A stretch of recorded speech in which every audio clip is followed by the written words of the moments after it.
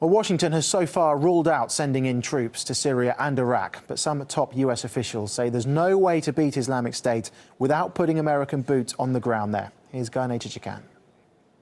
We've all heard President Obama say over and over again there will be no U.S. boots on the ground to fight ISIS.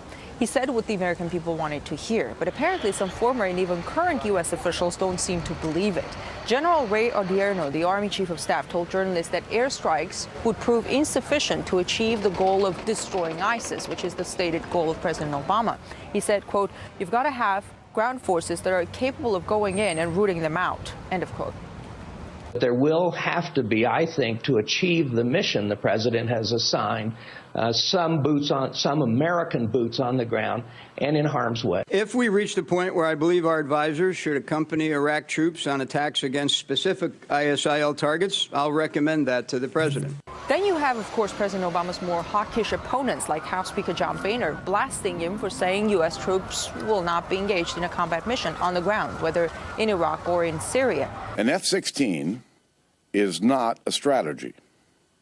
And airstrikes alone will not accomplish what we're trying to accomplish. On the other end of the pond, former UK Prime Minister Tony Blair, who so eagerly partnered with George W. Bush to invade Iraq, now says British troops have to be ready to go back into Iraq and, quote unquote, accept casualties.